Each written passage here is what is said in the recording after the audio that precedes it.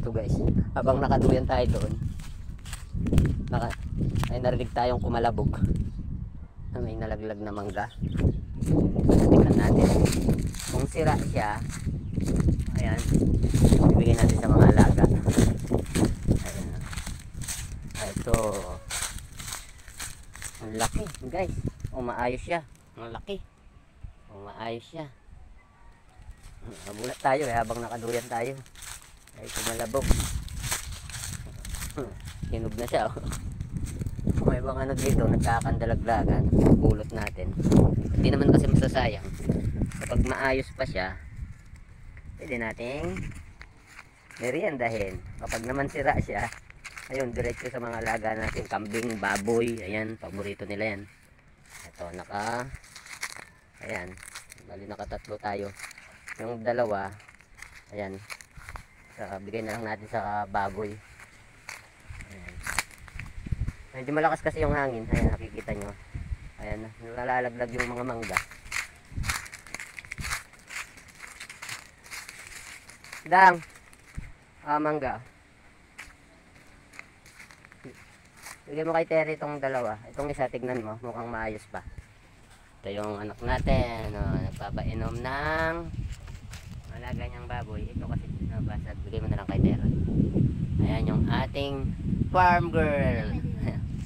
Ayan, pinainom niya yung mga alaga niya, mga baboy. Tapos yung mga kambing nandun sa kabilang dulo, sa likod. Ayun, nandun pala yung mga kambing niya, nandun sa kabilang lote doon. Ayun sila nandun. So kagandahan dito, nasa gitna kami. Sa gitna kami ng bukid. So yung mga alaga namin yan, basta dito sa side yan, okay lang. Tsaka dun sa likod, at tsaka doon, okay lang. Huwag lang dito sa unahan, sa harap dito. Kasi may mga tanim dyan sila auntie. Kaya kailangan bantayan para hindi sila makarating doon. Ayan, tapos nandito tayo. Ito yung ano natin, yung bahay na ginagawa natin nung nakaraang video natin. So hindi pa tapos pero natitiran na natin, no? Ayan. Tapos andito yung kubo na ginawa natin. Tapos ito yung ating backyard. Ayan, yan ang mga tanim natin, gulay-gulay. So may mga panggatong tayo dyan na inipon. Ayan, nandun yung mga sili natin. Ayan, may mga alaga natin dyan. Halos dyan nakagala lahat. So free range sila lahat. Ito yung ating si Terry. Ayan. So medyo wala siyang ganang kumain. Gawa nga ng naglalandi yung Terry natin, no? So ayan. So nakontak na rin tayo na susumpit sa kanya o yung mag AI sa kanya para magbuntis siya. So maliit lang yung ano natin, no? Kasi nga backyard nga lang talaga yun. Hindi natin siya pinalaki na pure feeds talaga.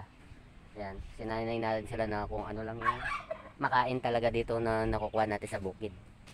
Ayan, yung paabo natin. So ayan, so makakapagbuntis na rin siya sa wakas. Parating na yung mag-AI sa'yo.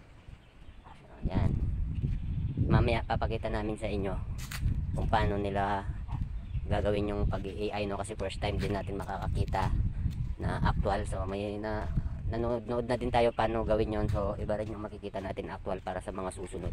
Alam na natin. Yan, see you mamaya guys. At eto na nga, no, dumating na nga sila kuya. Ayan, kasama si ate. Shout out po pala sa masipag na idol natin ng mag-asawa na ito, sa sina ate Bea. Ayan, sa kanila po din natin nabili itong mga alaga natin, no, nung biik pa po sila. So galing pa po sila sa Victoria, kung di ako magkakamali, no? Ayan nga po, at piniprepare na po, nilalagay na po yung hose para sa pagsusumpit po. Yan po ang semilya ng large white. So sana po maging successful at makikita natin na tuwang-tuwa naman, gustong gusto ng ating alaga na si Terry.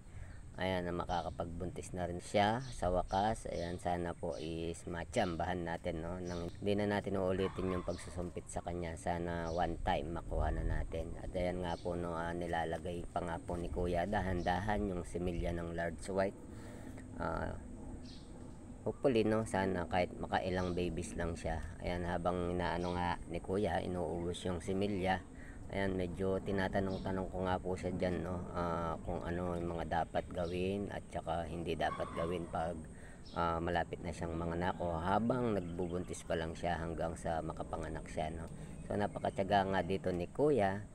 Ayan, ganyan po yung ginagawa niya. So step by step tinuro niya sa atin.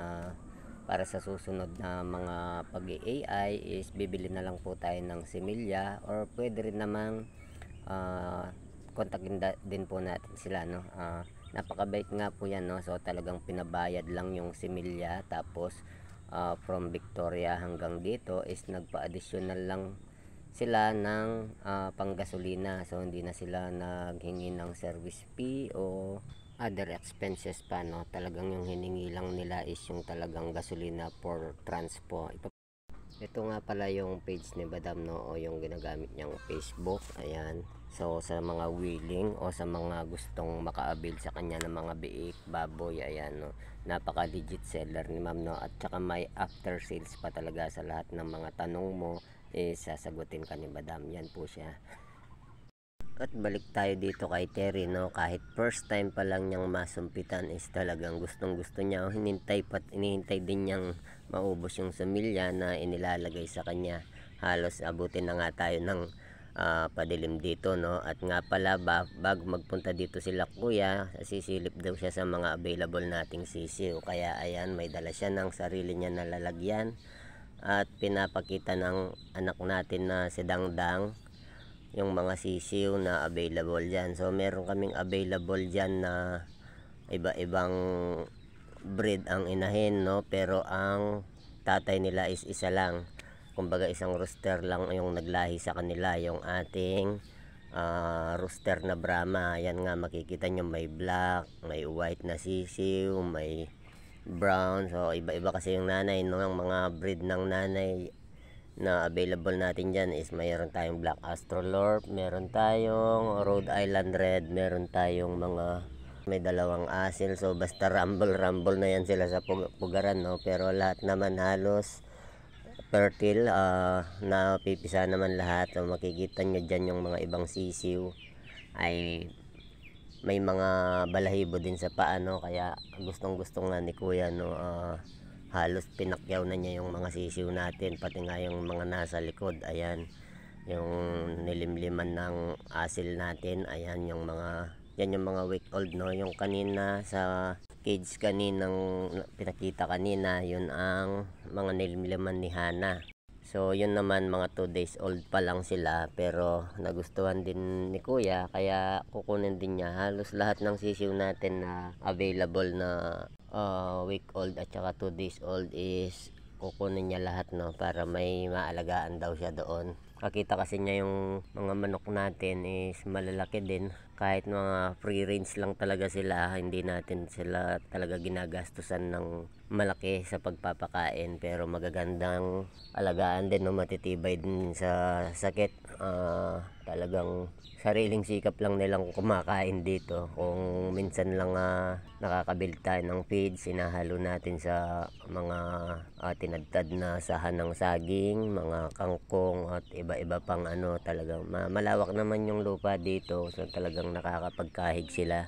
Marami silang nakakain kung saan-saan sa mga ilalim ng mangga. Yan. So ayan, binalikan na nga yung mga sisiw dito, no.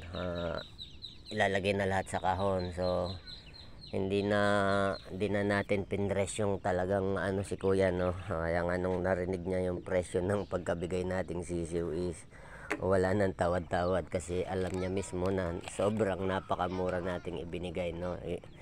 So crosses, balik crosses yung mga sisiw natin, no, upgraded. Ayan, so ayan na nakuha na ni kuya yung mga sisiw. Kaya thank you din kay kuya. Ayan, so nakamenos kami, instead na kami yung magbabayad sa pag AI sa alaga namin. So may nag-additional na lang sila kasi marami din yung sisiw na nakuha ni kuya, no. Shout out nga pala ulit kila kuya, ayan, sa mag-asawa.